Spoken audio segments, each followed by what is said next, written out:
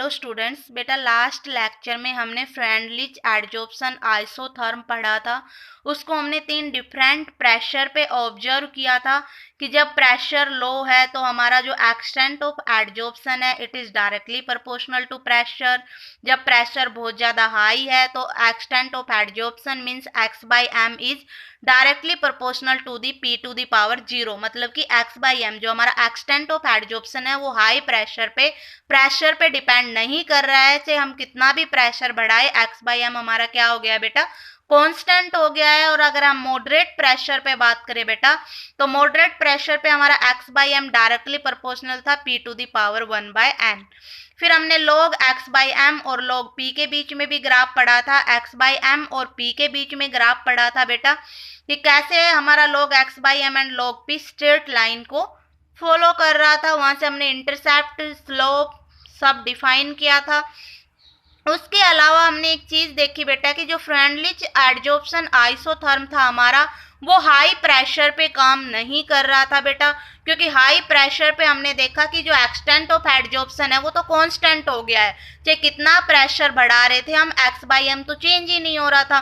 तो ये उसकी लिमिटेशन थी और उसी लिमिटेशन को और कम करने के लिए हमने एक और एडजॉर्प्शन आइसोथर्म पढ़ा, दैट इज लैंगम्यूर एडजॉर्प्शन आइसोथर्म।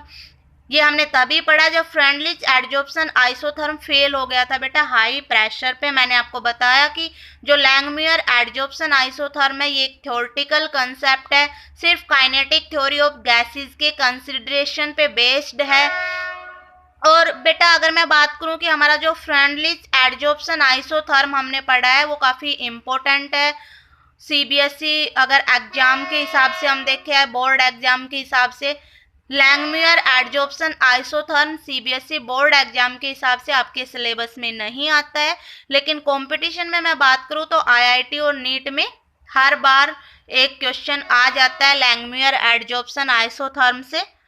तो इसलिए मैं इसको कंपटीशन के बिहाफ पे करवा रही हूँ। अगर आपको ओनली सिलेबस पढ़ना है तो आप इसको मत पढ़ना, ठीक है। तो द लैंगम्यूर एडजॉर्प्शन आइसोथर्म क्या होता है भाई कि जब हमारा Freundlich adsorption isotherm high pressure पे जाके फेल हो गया था तो हमने लैंगम्यूर एडजॉर्प्शन पढ़ा। क्या क्या पॉइंट है इसके? First, adsorption take place on the surface of the solid only till the whole of the surface is completely covered with unimolecular layer of adsorbed gas। क्या है बेटा? फर्स्ट कि जब तक एडजॉर्प्शन होता रहेगा, लैंगम्यूर ने क्या बोला कि किसी सरफेस के ऊपर, कोई सॉलिड सरफेस है मान लीजिए हमारा ये, इसके ऊपर ये गैस तब तक एडजॉर्ब होगी बेटा जब तक ये इस ऊपर वाले सरफेस को पूरा कवर ना कर ले, ठीक है। पूरा कवर करके क्या बनाएगा? यूनिमोलिकुलर, या हम जिसको मोनोलेयर बोल रहे हैं, एक मोनोलेयर बन जाएगी पूरा कवर करके, तब तक हमारा एडजॉर्प्शन होता रहेगा बेटा। तो यहाँ से हमें एक चीज क्लियर हुई है कि जो हमारा लैंगम्यूर एडजॉर्प्शन आइसोथर्म है वो मोनोलेयर के लिए ही एप्लीकेबल है बेटा। जैसे हमारा फ्रेंडलिच एडजॉर्प्शन आइसोथर्म भी मोनोलेयर के लिए काम कर रहा था ना, ये भी मोनोलेयर यूनिलेयर के लिए ही काम करेगा। और ये मोनोलेयर कहाँ बनती है? केमिकल एडजॉर्प्शन में बनती है बेटा। सेकंड पॉइंट क्या है कि adsorption consists of to opposing process, namely condensation of gas molecule on the solid surface and evaporation of the gas molecule from the surface back into the gaseous phase. क्या कह रहा है बेटा कि जब हम एडजॉर्प्शन करवा रहे हैं इस सॉलिड सरफेस के ऊपर इस गैस का, तो ये कह रहा है दो प्रोसेस यहाँ पे काम करेंगे, एक कंडेंसेशन काम करेगा और एक इवोपरेशन काम करेगा। जब आपकी गैस इस सॉलिड सरफेस पे आके जुड़ेगी तो कंडेंसेशन होता है बेटा, ठीक है। और जब आपकी ये जो गैस है वापिस इस सरफेस से हटेगी तो इवोपरेशन प्रोसेस काम करेगा वहां पे। कंडेंसेशन और इवोपरेशन आप जानते हैं, कंडेंसेशन में गैस लिक्विड बनता है और इवोपरेशन में लिक्विड गैस बनता है बेटा, रिवर्स है एक दूसरे की। थर्ड पॉइंट क्या है? The rate of condensation depend upon the uncovered surface of the adsorbent. अब देखो अगर कोई गैस आके जुड़ेगी, मैंने कहा कि जितना अनकवर्ड सरफेस है जब तक जुड़ती रहेगी जब तक सारे के सारे अनकवर्ड को क्या ना कर ले, कवर ना कर ले। अब एडजॉर्प्शन किस पे डिपेंड कर रहा है कि कितना अनकवर्ड। अब मान लीजिए मेरे पास इतना ही सरफेस है, तो ये कुछ पर्टिकुलर गैस एडजॉर्ब हुई। अब मैंने क्या किया, सरफेस देखो बढ़ा दिया। अगर मैं सरफेस बढ़ाऊंगी तो ये एडजॉर्प्शन जो हो रहा है ये क्या करेगा, बढ़ जाएगा, है ना। तो हमारा जो कंडेंसेशन, जो गैस कंडेंस हो रही है इधर सॉलिड सरफेस पे आके, वो किस पे डिपेंड कर रहा है बेटा, हमारे अनकवर्ड सरफेस पे डिपेंड कर रहा है कि ये अनकवर्ड सरफेस कितना है। ये अनकवर्ड सरफेस जितना भी होगा ये तब तक हमारा कंडेंसेशन होता रहेगा जब तक इस अनकवर्ड सरफेस को कवर अप ना कर ले। ठीक है बेटा। In starting, when the wall of the surface is uncovered, rate of condensation very high, and the surface of covered more and more condensation progressively decrease. क्या कह रहा है बेटा कि जब हमारी गैस स्टार्टिंग में आके कंडेंस हो रही है, जब सारा का सारा अनकवर सरफेस है, तो ये जो कंडेंस होने की जो प्रोसेस है काफी हाई रहेगी। लेकिन धीरे धीरे क्या होगा कि जितनी हमारी गैस कवर अप होती जाएगी, सरफेस कम बचता जाएगा, उतना ही कंडेंसेशन धीरे धीरे स्लो होता जाएगा बेटा। ठीक है, जितना हमारा अनकवर्ड सरफेस है स्टार्टिंग में बहुत ज्यादा है तो बहुत फास्ट कंडेंसेशन होगा, फिर जब ये अनकवर्ड सरफेस धीरे धीरे कम होता जाएगा तो हमारा कंडेंसेशन भी धीरे धीरे कम होता जाएगा। ऑन द अदर साइड अगर हम बात करें तो इवोपरेशन उल्टा हो जाएगा।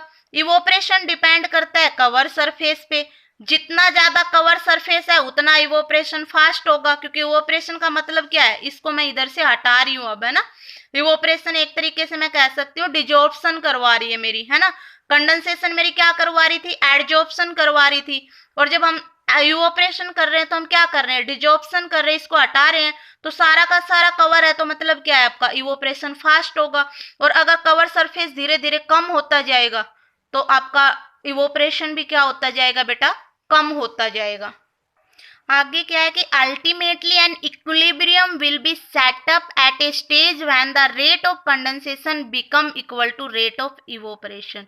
ये कह रहा अल्टीमेट क्या होगा कि देख हमने देखा जो अनकवर्ड सरफेस है कंडेंसेशन हो रहा है, कवर अप होने के बाद इवोपरेशन हो रहा है, फिर से आपका कंडेंसेशन होगा, फिर से आपका इवोपरेशन होगा। तो ये कह रहा है कि अल्टीमेट एक स्टेज आ जाएगी जहां पे क्या होगा कि हमारा रेट ऑफ कंडेंसेशन इक्वल हो जाएगा बेटा रेट ऑफ इवोपरेशन के, और उस इक्विलिब्रियम को हम बोलते हैं एडजॉर्प्शन इक्विलिब्रियम। ठीक है, तो एडजॉर्प्शन इक्विलिब्रियम क्या होता है, an equilibrium where rate of condensation become equal to rate of evaporation बेटा। ठीक है, फोर्थ हमारा है the rate of condensation also depend upon the pressure of the gas, since according to kinetic theory of gas the number of molecules strike per unit area is directly proportional to pressure। ये कह रहा कि मैंने अभी starting में ही आपको बताया था कि जो लैंगमुयर एडजॉर्प्शन आइसोथर्म है हमारी, वो काइनेटिक थ्योरी के बिहाफ पे दी गई थी। तो ये कह रहा कि जो हमारा रेट ऑफ कंडेंसेशन है वो ओनली अनकवर्ड सरफेस पे ही डिपेंड नहीं करेगा, बल्कि वो प्रेशर पे भी डिपेंड करेगा कि जितना प्रेशर ज्यादा होगा हमारा उतना ही कंडेंसेशन ज्यादा होगा। क्योंकि देखो बेटा, हम जितना ज्यादा प्रेशर लगाएंगे उन गैस पार्टिकल पे वो उतना ही जल्दी कंप्रेस होके उस सॉलिड सरफेस पे जाके चिपकेंगे, है ना, उतना ही जल्दी वो कंडेंस कर पाएंगे। या काइनेटिक थ्योरी ऑफ गैस के बिहाफ पे अगर हम बात करें कि अगर हम प्रेशर बढ़ाते हैं तो जो मॉलिक्यूल स्ट्राइक कर रहे हैं पर यूनिट एरिया वो भी क्या करेंगे, बढ़ेंगे। ठीक है, तो रेट ऑफ कंडेंसेशन हमारा प्रेशर पे भी डिपेंड करता है। तो बेटा हमारा जो रेट ऑफ कंडेंसेशन है ये किस पे डिपेंड करेगा, प्रेशर पे डिपेंड करेगा। According to kinetic theory of gas क्या रहता है कि नंबर ऑफ मॉलिक्यूल जो स्ट्राइक करते हैं पर यूनिट एरिया वो डायरेक्टली प्रोपोर्शनल होते हैं प्रेशर के। मैथमेटिकली अगर हम लैंगमुयर एडजॉर्प्शन आइसोथर्म की बात करें तो ये क्या होता है, x by m is equal to AP divided by 1 plus BP। यहाँ पे हमारा A और B क्या है बेटा, कांस्टेंट है, and value of AB depend upon nature of gas and nature of solid बेटा। जो हमारा A और B है ये कांस्टेंट है बेटा, और इनकी जो वैल्यू है वो डिपेंड करेगी आपके नेचर ऑफ गैस के, कि आपका जो एडजॉर्बेट है, जो गैस आप लेके चल रहे हैं उनका नेचर क्या है, और आपका जो एडजॉर्बेंट जो सॉलिड आपने लिया है उसका नेचर क्या है। उसके बाद इसकी भी कुछ लिमिटेशन है। फर्स्ट क्या है कि it is valid at low pressure and high temperature. जैसे हमने फ्रेंडली एडजॉर्प्शन आइसोथर्म को देखा था बेटा कि वो हाई प्रेशर पे जाके काम नहीं कर पा रहा था ना, कि हाई प्रेशर पे हमारा जो एक्सटेंट ऑफ एडजॉर्प्शन था वो क्या हो गया था, कांस्टेंट हो गया था। सेम लैंगमुयर एडजॉर्प्शन में भी क्या रहता है कि ये लो प्रेशर पे वैलिड है और हाई टेम्परेचर रहना चाहिए इसके लिए। लेकिन अगर हम बात करें when pressure is increase and temperature is lower additional layer are formed, क्या रहेगा कि ये सिर्फ लो प्रेशर और हाई टेम्परेचर पे ही काम करता है।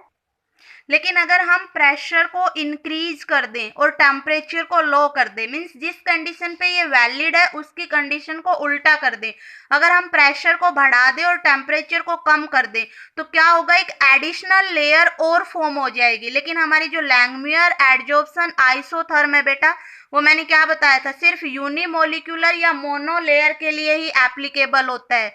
और अगर हम प्रेशर को बढ़ा रहे हैं तो यहाँ पे एक एडिशनल लेयर बन जाएगी। तो ये एक इसकी लिमिटेशन है कि ये भी हाई प्रेशर पे काम नहीं करेगा, ये सिर्फ वैलिड है लो प्रेशर और हाई टेम्परेचर के लिए।